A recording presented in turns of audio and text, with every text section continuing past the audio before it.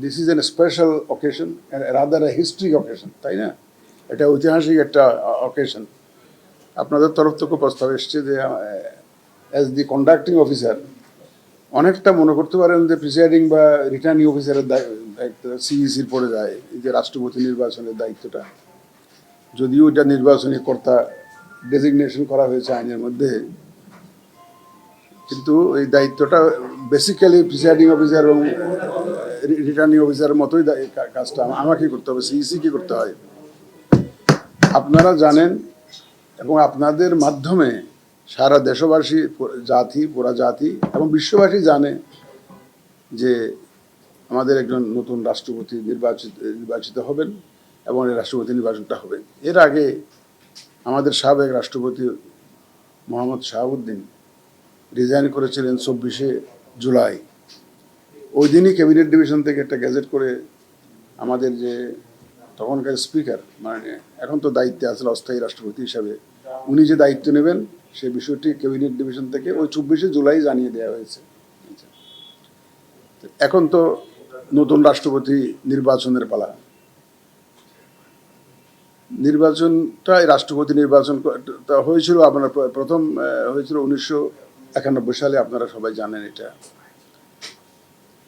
এরপরে কিন্তু আমাদের গত স্বাধীনতার পর থেকে পর্যন্ত আর তো কোনো রাষ্ট্রপতি নির্বাচন হয়নি। ওই একটা হয়েছে, একটু ইনস্টিটিউশনাল মেমোরি একটু এখানে একটু শর্ট আছে, কারণ আমাদের লোকজনও অভ্যস্ত না তো রাষ্ট্রপতি নির্বাচন করে অভ্যস্ত না। সংসদ সচিবালয় যেখানে ডিপলি ইনভলভ থাকেন ওনারাও এই ধরনের কার্যক্রম করে অভ্যস্ত না। কিছুটা ইনস্টিটিউশনাল মেমোরির কিছুটা শর্টেজ আছে। তারপরেও আমরা একদম যত রকমের সম্ভব এক্সারসাইজ সম্ভব এবং দরকার সেটা আমরা করেছি। আমাদের সিনিয়র সেক্রেটারি সাহেবের নেতৃত্বে আমাদের এনারা করেছেন, এবং যাতে করে আমাদের পুরো প্রক্রিয়াটার মধ্যে কোনো গ্যাপ না হয় সেই ব্যবস্থাটা আমরা করেছি। এখানে রাষ্ট্রপতি নির্বাচনটা করতে গেলে 1991 সালের একটা আইন আছে, আপনারা জানেন 1991 একটা আইন আছে, এবং 1991 সালে একটা বিধি আছে। এই যে রাষ্ট্রপতি নির্বাচন বিধিমালা আছে, একটা রাষ্ট্রপতি নির্বাচন আইন আছে 91 সালের। আইন এবং বিধিমালার আলোকে আমরা দেখেছি যে এখানে কয়েকটা স্তরে এই কার্যক্রমটাকে ভাগ করা যায়। এক নম্বর হচ্ছে, যদি পার্লামেন্ট সেশনে থাকে এক ধরনের ব্যবস্থা, আর যদি সেশনে না থাকে এক ধরনের ব্যবস্থা। এখন আমাদের যে এখন তো পার্লামেন্টের সেশনে নাই, এটা সেশনে নাই এমন না যে সেশন ডাকতেই হবে এমন না, কিন্তু ওই যে রেগুলার যে সেশনটা ডাকতে হবে এমন না। শুধুমাত্র নির্বাচনের জন্য একটা বৈঠক আহ্বান করলেই চলে, এবং সেটা আইনের মধ্যে দেয়া আছে। এটা সিইসি তথা নির্বাচনী কর্তা যে ডেজিগনেশন দিয়েছে, তো সিইসিকে দায়িত্ব দেওয়া আছে। উনি এটা বৈঠকটা একটা আহ্বান করবেন যেখানে ভোটাভুটি হবে, যারা ভোট দিবেন পার্লামেন্টের মেম্বাররা ভোট দিবেন, সেটা বৈঠকটা ডাকবেন হলো সিইসি। নর্মালি পার্লামেন্ট সেশনটা ডাকেন হলো আমাদের মহামান্য রাষ্ট্রপতি, উনি পার্লামেন্টের সেশন ডাকেন।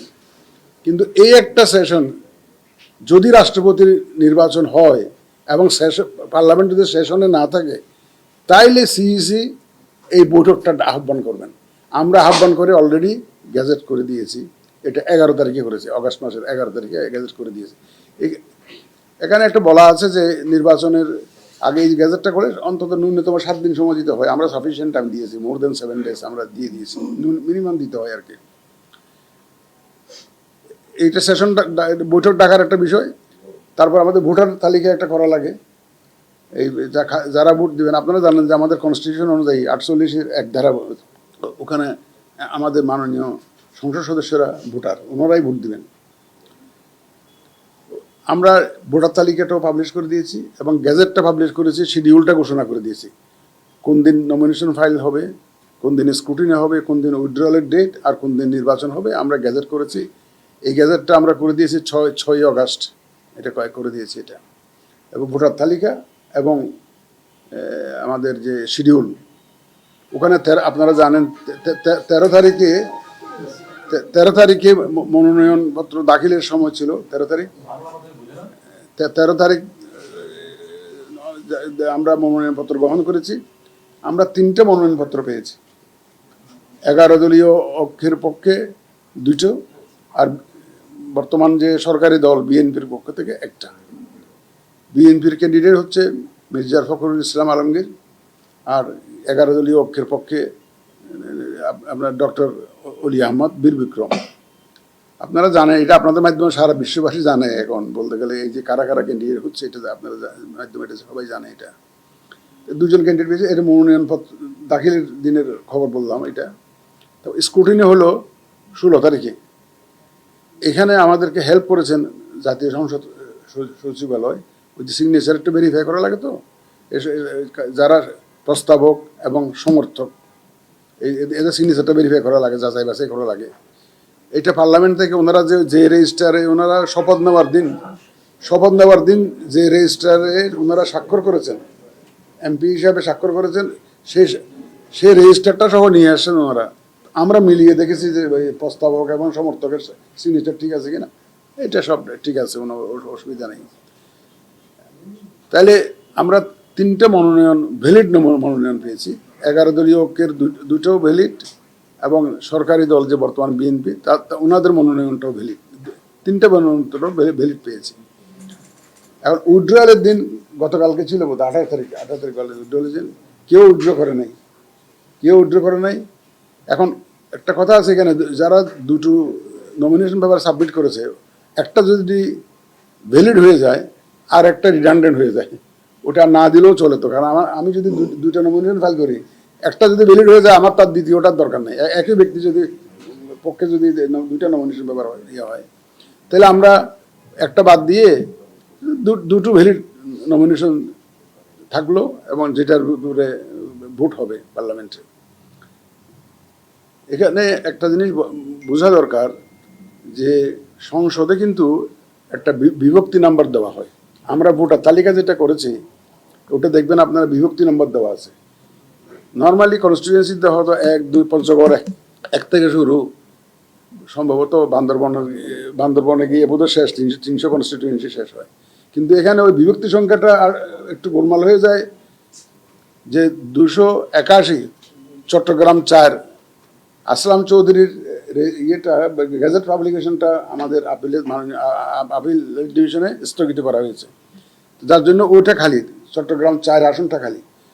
এখানে এসে একটু ব্রেক হয়ে গেছে, যে 282 জায়গায় 281 হয়ে গেছে। এই একটা জায়গায় একটু ব্রেক হতে বিভক্তির সংখ্যাটা একটু ডিসকন্টিনিউ, সিরিয়াল নাম্বারের সাথে মিলে না, এটা একটা ইয়ে হয়েছে। কিন্তু আমাদের কিন্তু ভোটের কার্যক্রমটা হবে বিভক্তি নাম্বার দিয়ে। এটা বিভক্তি নাম্বারটা ওনাদের পার্লামেন্ট থেকেই দেন, এটা সেটা দিয়ে আমরা ভোটার তালিকা পাবলিশ করেছি। এবং আমাদের ভোটার সংখ্যা হচ্ছে 349 জন, 349 এই ভোটার সংখ্যা। আমাদের তো 20 তারিখে ভোট, as per our announce schedule. 20 তারিখে ভোট হবে 2টা থেকে 5টা পর্যন্ত। তো এখন আমি কন্ডাক্ট করব, পরিচালনা করব। এখানে আমাদের মহামান্য রাষ্ট্রপতি একজন ভোটার বর্তমান, আমাদের মাননীয় প্রধানমন্ত্রী ভোটার, তারপরে আমাদের মাননীয় স্পিকার ভোটার, তারপরে আমাদের মাননীয় বিরোধী দলের নেতাও ভোটার, আর সব এমপি তো ভোটার আছে, সব হুইপেরা voter. It's very high profile একটা election, very high profile election. তো 20 তারিখে যখন ইলেকশন হবে, আমরা ওখানে কিভাবে করব সেটার একটা, এটা আমাদের মাননীয় স্পিকার মহোদয় একটা মিটিং করেছিলেন ওখানে। আমি এখানে একটা কথা বলা দরকার, যে আমরা যে শিডিউল ঘোষণা করলাম এটা আইন অনুযায়ী করেছি। তো আইনের মধ্যে একটা রিকোয়ারমেন্ট আছে, স্পিকারের সাথে আলোচনা করে করতে হয়। এই সিইসি যিনি নির্বাচনী করতে থাকবেন, উনি স্পিকারের সাথে আলোচনা করে, ওনার সাথে পরামর্শ করে তারিখগুলো ঠিক করতে হয়। আমি ওনার সাথে দেখা করে ওনার সাথে বিস্তারিত আলোচনা করেছি। আমাদের কমিশনের মেম্বার, অন্যান্য আদার কমিশনাররা গিয়েছিলেন, আমাদের সিনিয়র সচিব মহোদয় গিয়েছিলেন। আমরা ওনার সাথে বিস্তারিত আলোচনা করেছি। ওনার সম্মতি নিয়েই, ওনার সাথে আলোচনা ক্রমে আমরা কিন্তু শিডিউলটা ঘোষণা করেছি। এটা পরিষ্কার থাকা দরকার। এটা কিন্তু ইটস এ লিগ্যাল রিকোয়ারমেন্ট। এটা এমন না যে আমার ইচ্ছা হইলে আলোচনা করলাম, না হলে করলাম না, এটা এরকম না। ওনার সাথে আলোচনা করতেই হবে, এটা কিন্তু আইনের বাধ্যবাধকতা। সে অনুযায়ী ওনার সাথে পরামর্শক্রমে আমরা শিডিউলটা ঘোষণা করেছি। এখানে একটা জিনিস আপনাদের জানা দরকার যে স্ক্রুটিনির সময় যদি কারো কোনো আপত্তি থাকে, এটার চূড়ান্ত সিদ্ধান্ত দিবেন নির্বাচনী কর্তা, মানে সিইসি। উনি যা সিদ্ধান্ত দিবেন এটাই ফাইনাল। ভোটের ফলাফল যেটা ঘোষণা হবে, ওই যে 2টা থেকে 5টা পর্যন্ত ভোট হবে, তো ভোটের পরে তো আমরা ওখানে ইনস্ট্যান্টলি গোনা শুরু করবো। গোনার পরে রেজাল্ট যেটা আমি অ্যানাউন্স করবো অ্যাজ নির্বাচনী কর্তা, that is final as per law, that is final as per law. সুতরাং ওটা আমরা ভোটের পরপরই আমরা কাউন্টিং করে ওখানে আমরা ঘোষণা করে দেব। পরে আমরা এখানে এসে হয়তো দিনে গ্যাজেট করে দেবো। এটা আমাদের প্ল্যান ওইটাই। ওখানে যে আমাদের যে পুলিং অ্যারেঞ্জমেন্ট সেটা হচ্ছে যে আমাদের যে কিছু সহায়ক কর্মকর্তা থাকবেন, আমরা তো 20 জনের একটা তালিকা দিয়েছি আমাদের পার্লামেন্ট সেক্রেটারিয়েটে। আমরা আবার এখানে পার্লামেন্ট সেক্রেটারিয়েটের সহায়তা নিব। ইতিমধ্যে ওনারা যথেষ্ট সহযোগিতা দিচ্ছেন, আমাদের মাননীয় স্পিকার মহোদয় দিচ্ছেন, হুইপ মহোদয়রা দিচ্ছেন, চিফ হুইপ মহোদয় দিচ্ছেন, এবং বিরোধী দলীয় যে চিফ হুইপ আছেন, বিরোধী দলের যে চিফ আমাদের নাহিদ ইসলাম সাহেব, উনিও he is also extending cooperation to us. এবং উনি মিটিংয়ে ছিলেন, স্পিকার মহোদয় যখন মিটিং করেন, মাননীয় স্পিকার যখন মিটিং করেন, তখন উনিও প্রেজেন্ট ছিলেন। আমাদের চিফ হুইপ, সরকারি দলের চিফ হুইপ উনিও ছিলেন। সুতরাং পার্লামেন্ট সেক্রেটারিয়েট থেকে আমরা সার্বিক সহযোগিতা পাচ্ছি। We are really thankful to them. ওনাদেরকে সহযোগিতার জন্য আমার আন্তরিক ধন্যবাদ জানাইতে হয়। বস্তুতপক্ষে ওনাদের সহযোগিতা না হলে তো আমাদের জন্য একটু ডিফিকাল্ট হয়ে যেত না পার্লামেন্টে। কারণ যেখানে সংসদ চলে, সংসদের বৈঠক যেখানে হয়, এই রুমের অ্যারেঞ্জমেন্ট কীরকম, কীভাবে, ওখানে সবাই দেখবেন যে ওখানে তো এমন না যে পঞ্চগড় 1, তার পাশে পঞ্চগড় 2, তারপর পাশে পঞ্চগড় 3, এরকম তো না সিটিং অ্যারেঞ্জমেন্ট। এইখানে একজন বসে, তারপরে পঞ্চগড়ের আরেকজন বসে, হয়তো দেখবেন যে লাকসামের এমপি, আরেক জায়গায় হয়তো ফেনীর এমপি, আরেক জায়গায় বসছে সিলেটের এমপি, একজন তো এক জায়গায়। এগুলা বিভক্তি নম্বর দিয়ে আমাদেরকে এগুলা সব বের করতে হয়েছে, এক্সারসাইজগুলো করতে হয়েছে। তো আমাদের সহায়ক কর্মকর্তা যারা যাবেন এখানে, আমাদের এই ইলেকশন কমিশন থেকে যারা যাবেন, আমি যাদেরকে অথরাইজ করেছি, কারণ আমার যে নির্বাচনী কর্তা, হি ক্যান অথরাইজ, যে যারা অ্যাসিস্ট করবে তাদেরকে অথরাইজ করতে পারবে। তো আমার সহায়ক থাকবেন। আবার প্লাস পার্লামেন্ট সেক্রেটারিয়েটে যারা সাধারণত ফ্লোরে ডিউটি করে থাকেন বা সেশনের সময়, তাদের সহায়তা আমরা নিব, যাতে স্মুথলি আমরা কাজটা শেষ করতে পারি। তাই ওনারাও সহায়তা করবেন। এবং ওই যে আমাদের মহামান্য রাষ্ট্রপতি এবং মাননীয় প্রধানমন্ত্রী, তারপর এবং এই যে আমাদের স্পিকার, মাননীয় স্পিকার এবং লিডার অফ দ্য অপোজিশন, ওনাদের এটা একটু, ওনাদের প্রথম দিকে একটু লাইভ টেলিকাস্ট করার একটা সিদ্ধান্ত ওনারা, স্পিকার মহোদয়ের নেতৃত্বে যে সভা হয়েছে ওনারা নিয়েছেন। এটা লাইভ টেলিকাস্ট করবে প্রথম দিকে। ওনারা যখন ভোটটা দিবেন, মাননীয় মহামান্য রাষ্ট্রপতি ভোট দিবেন, মাননীয় প্রধানমন্ত্রী ভোট দিবেন, এই জিনিসগুলো লাইভ টেলিকাস্ট করবে, সম্ভবত বিটিভির মাধ্যমে করবে। আবার তারপরে যখন ভোট চলতে থাকবে তখন হয়তো ডিসকন্টিনিউ করবে। পরে যখন আমরা কাউন্টিং শুরু করবো 5টার সময়, কাউন্টিং শুরু করব, ওখান থেকে আবার লাইভ টেলিকাস্ট শুরু হয়ে যাবে। এটা ওই সেই রকমই সিদ্ধান্ত আছে ওই যে কাউন্টিংয়ের সময়। এবং কাউন্টিংয়ের সময় আমাদের মাননীয় সংসদ সদস্যরা, যেহেতু তারা ভোটার, তারা কিন্তু উপস্থিত থাকতে পারবেন। যে ওনার ভোটটা দিয়ে যে ওনাকে যে চলে যেতে হবে এমন না। উনি যদি চান, he can continue in the house, মানে বসে থাকতে পারবেন। ওনারা ভোটাররা সব থাকতে পারবেন এবং গণনার সময় থাকতে পারবেন। It's very transparent method. সুতরাং এখানে কারো কোনো আপত্তি দেখার কথা নয়, ওনারা থাকতে পারবেন। এবং ঘোষণা যখন কাউন্টিংটা শেষ হয়ে যাবে, তখন সিইসি অ্যাজ নির্বাচনী কর্তা ওই যে রেজাল্টটা অ্যানাউন্স করে দিবেন, সবার সামনে অ্যানাউন্স করে দিবেন। আমার ব্যালট কটা আমরা প্রিন্ট করেছি, কটা ব্যালট ইউজ হয়েছে, কয়টা ব্যালট সারপ্লাস রইল, কতটা অবশিষ্ট রইল সেটা, কয়টা ব্যালট বাতিলও তো হতে পারে, কেউ হয়তো লিখতে গিয়ে সিগনেচার করতে গিয়ে কোনো একটা নষ্টও করতে পারে। সুতরাং কতটা বাতিল হলো, আবার কতটা নষ্ট হইলো, এগুলো সব বিস্তারিত। কতটা ব্যালট ইউজড হইলো, এবং ইউজড ব্যালটের মধ্যে কে কত ভোট পেল, যে ক্যান্ডিডেটদের মধ্যে কে কত ভোট পেল, এটা সংখ্যাগুলো সব বিস্তারিত আমি অ্যানাউন্স করে দেব। দেন যিনি বিজয়ী হবেন, যিনি সংখ্যাগরিষ্ঠ ভোট পাবেন, মেজরিটি ভোট পাবেন, তিনি তো বিজয়ী হবেন। বিজয়ী হবেন তার নামটা ঘোষণা করে দেব, and that is final, and that is the end of the exercise. তারপর আমরা বিভিন্ন প্যাকেটে ওই সমস্ত ব্যালট ট্যালট এগুলো ভরে আমরা চলে আসবো। ওদিনে আমরা কিন্তু গ্যাজেট করে দেবো, গ্যাজেট করে দেবো। তখন the process is very transparent. এটা কোনো ইতিমধ্যে হয়তো আপনারা জানেনও। তা আমরা আশা করতেছি আমাদের এই ধরনের একটা ঐতিহাসিক ইলেকশন, বলতে গেলে ঐতিহাসিক ইলেকশনটা অত্যন্ত সুন্দর রূপে, সুচারু রূপে আমরা স্মুথলি আমরা এটা কন্ডাক্ট করতে পারবো। এই প্রস্তুতি আমরা নিয়েছি। আমাদের প্রস্তুতি যত রকম all conceivable dimensions have been covered in our preparation for this election. যত রকমের ডাইমেনশন থাকতে পারে, আমরা এত দিনে তো কয়বার করে ওনার সাথে আমি বসি যে ওটা করছি কিনা, ওটা কিনা। আজকে একটা আছে, এটা বলবো না আপনাদের সামনে, পরে বলবো যে এটা আলোচনা হয় নাই, এটা আলোচনা হয়, এটা ওকে বলবো। আপনাদেরকে বলতে চাচ্ছি না, এটা নানা রকম সমস্যা আছে, অনেক কিছু বলা যায় না। আমি বলতে চাইলে বলতে পারি না অনেক সময়। তো সুতরাং আমাদের প্রস্তুতির মধ্যে ইনশাল্লাহ কোনো ঘাটতি নেই। এবং যেহেতু যারা স্টেক হোল্ডার আছে, এখানে যারা ইনভলভ থাকবেন, সবার সহযোগিতা পাচ্ছে, তাতে কোনো ইনশাল্লাহ আমাদের কোনো অসুবিধা হবে বলে আমরা মনে করি না। এবং আমরা কনফিডেন্ট যে ইনশাল্লাহ আমরা একটা সুন্দর নির্বাচন, রাষ্ট্রপতি নির্বাচন, এটা তো বিশ্ববাসী তাকিয়ে আছে। তো যে বাংলাদেশের নির্বাচন, যে প্রেসিডেন্ট নির্বাচন হচ্ছে, বিশ্ববাসী তাকিয়ে আছে না, এটা বাংলাদেশ কে প্রেসিডেন্ট হচ্ছে। সুতরাং এই ঐতিহাসিক মুহূর্তে যে আপনাদেরকে ব্রিফ করার একটা সুযোগ পেলাম, এটাও আমার জন্য একটা বলবো যে এটা ভাগ্যের ব্যাপার আর কি। আই অলসো ফিল যে এটা আমার জন্য একটা ভাগ্যের ব্যাপার। আপনাদের জন্য ভাগ্য, এই জন্য আপনারা দেখতেছেন যে এরকম একটা ঘটনা ঘটতেছে বাংলাদেশে, এই ধরনের একটা ঘটনা ঘটতেছে।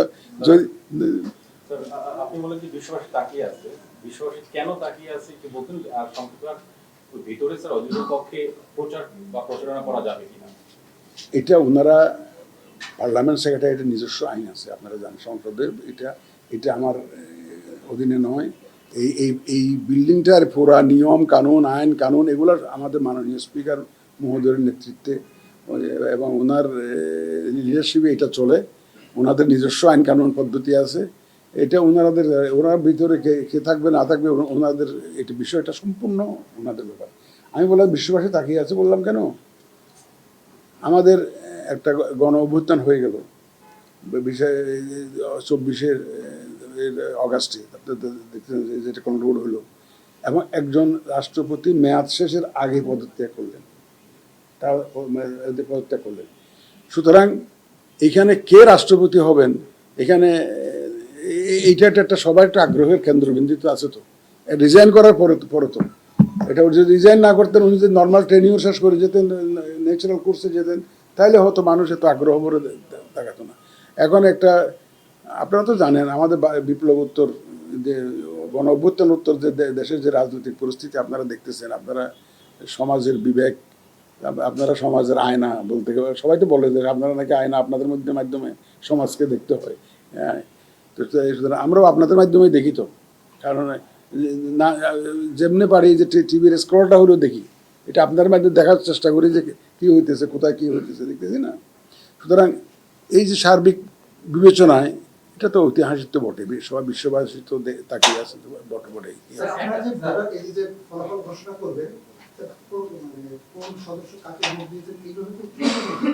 ওটা আমি ঘোষণা করবো না, কিন্তু তো এটা ওপেন। তো আমি যখন লিখবো যে ক্যান্ডিডেটের নামের এগেনস্টে, ও ব্যালটের মধ্যেও আমার ভোটারের নাম আছে, কাকে দিচ্ছি তাও আবার আমি লিখতেছি, পাশে বসে লিখতেছি।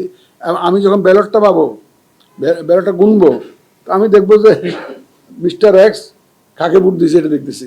কিন্তু আমাদের নর্মাল ইলেকশনকে আপনারা দেখতে পারবেন কে কারে ভোট দিল।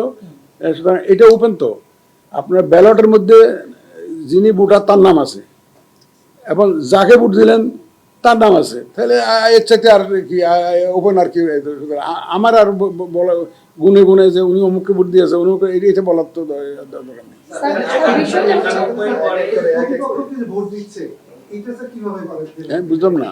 এক দলের প্রার্থীকে অন্য দল দিচ্ছে, অন্য দলের এটা ওনাদের ব্যাপার। এটা যেহেতু আইনের লঙ্ঘন, এটাও তো আপনার দেখার বিষয় স্যার। এটা তো মানে এটা আইনের লঙ্ঘন হবে, সেক্ষেত্রে তো এটাও আপনার ফলাফলের জন্য হচ্ছে ইম্প্যাক্ট পড়বে স্যার। সেটা যখন যদি এই ধরনের সিচুয়েশন হয় তখন আমি দেখবো ওখানে ইনস্ট্যান্টলি ডিসিশন। স্যার বিধিমালায় আছে স্যার, রাষ্ট্রপতি নির্বাচনে বিধিমালায় স্যার আছে কোনো ধরনের প্রচার প্রচারণা করা যাবে না, সেটাকে ওখানে পার্লামেন্টের জি জি জি সেটা আপনারা কতটা মানে না একদম পুরা গেজেটে স্যার কালকে হয়ে যাবে স্যার, ভোটের দিন হয়ে যাবে। হ্যাঁ পুরো কালকে হয়ে যাবে। ওখানে নির্বাচন চলাকালীন আমাদের উপস্থিতিতে কোনো কেউ প্রচারণা করতে পারবে না ওখানে করতে পারবে। যেটা ঐতিহাসিক একটা নির্বাচন হতে যাচ্ছে দীর্ঘদিন পর, এবং জনমনে একটা প্রশ্ন আছে এই যে নির্বাচনটা এই নির্বাচনে আসলে ব্যয়টা কেমন হবে, এই ব্যয়টা আসলে কিভাবে দিচ্ছেন আপনারা, বহন করছেন কিভাবে? আমি তো অ্যাপারেন্টলি তেমন কোনো ব্যয় দেখি না, মানে যেটা একদম সাবস্টেন্সিয়াল। অনেক পত্রিকায় তো মনে হচ্ছে যেন মানে আমরা কোটি কোটি টাকা খরচ করতেছি সেরকম মনে হচ্ছে, কিন্তু আসলে সেরকম কিছু না। শুধু একদিনের যেটা আমার বৈঠক ডাকতে হলো, এই বৈঠকের জন্য যদি এটা আমি এই খরচটা এটা আমি বলতে পারবো না। ওখানে ইলেকট্রিসিটি, এয়ার কন্ডিশন থেকে আরম্ভ করে ওনাদের যোগাযোগ, ওনাদের মেম্বারদেরকে ডেকে নিয়ে আসা, এই সমস্ত ওনার হইতে পারে, কিন্তু আমাদের আমাদের এ ধরনের কোনো এডিশনাল কস্ট আমারটা নেই। কিছু ব্যালট ছাপানো, তারপর কিছু কাগজপত্র, স্টেশনারি, এই তো আমাদের লোক যারা আছে তারা তো আমাদের লোকই। সুতরাং এখানে এক্সট্রা তেমন একটা ইনভলভমেন্ট আমি কিন্তু দেখি না। স্যার 91 পরে সবাই মানে যে রাষ্ট্রপতি যারা হয়েছে তারা আনকন্টেস্টেড হয়েছে, তো এবারই 91 পরে পজিশন অপোজিশন বোথ পার্টি মানে প্রার্থী দিয়েছে, এটাকে আপনি কিভাবে বিশ্লেষণ করেন? না, এটা তো যারা দিয়েছেন আপনারাই প্রশ্ন করেছিলেন যে আপনারা ধরেন সবাই ধারণা করে যে আপনারা হারবেন, এই যে একটা প্রশ্ন করেছিল, তারপরে আপনারা কন্টেস্ট করলেন। ওনারা বললেন না, ডেমোক্রেটিক যে প্র্যাকটিস যেটা আমরা সেটা চর্চাটা চাই, গণতান্ত্রিক চর্চাটা চাই, এই জন্য আমরা ক্যান্ডিডেট দিয়েছি। ওনারা এই জবাব দিয়েছেন, আপনাদের প্রশ্নের জবাব দিয়েছেন ওনারা দিয়েছেন। এখন ওনারা কেন দিয়েছেন এই জবাব আমি দিতে পারবো না, এটা ওনাদের এটা রাজনৈতিক সিদ্ধান্ত। কিন্তু যে প্রশ্ন আপনারা করেছেন তাদেরকে করেছিলেন এখানে নমিনেশন ফাইল করতে যখন আসে, এবং যে জবাব তারা দিয়েছিলেন আমি সেটাই বললাম, শুধু সেটাই বললাম যে ওনারা গণতান্ত্রিক চর্চার অংশ হিসেবে এটা। ভোটে দুইজন প্রার্থী আছে স্যার, দুইজন প্রার্থী প্রচারণা চালাইতে পারছে না, তাহলে তার প্রার্থীর অধিকার পূর্ণ হচ্ছে কিনা স্যার, আপনি কি মনে করেন? না প্রচার তো ওই যে ভোটের দিন ওখানে হাউস ওখানে প্রচার স্যার বাইরে পারবে কিনা? বাইরে যদি ওনারা করলে যেটা আমার আইনের মধ্যে তখন নিষেধ নাই। বাইরে যদি করে কিন্তু ভোটের দিন ওখানে হাউসের মধ্যে কোনো প্রচার করবে না। স্যার এবারকার নির্বাচনে স্যার ভোটাররা ছাড়া, যারা সদস্য যারা ভোটার ওনারা ছাড়া এবং যারা নির্বাচন কমিশন তারা ছাড়া বাইরের কোনো বিশেষ অতিথিকে আপনারা আমন্ত্রণ জানিয়েছেন কিনা, কি উপস্থিত হবে? না, আমরা যদি আমাদের কমিশনের মেম্বাররা থাকবে না, বাইরে ওনারা যদি কি করে তাকে আমি জানি না, এটা আমি জানি না। তবে আমরা কিন্তু স্পষ্ট জানতে পারি। Okay, thank you very much.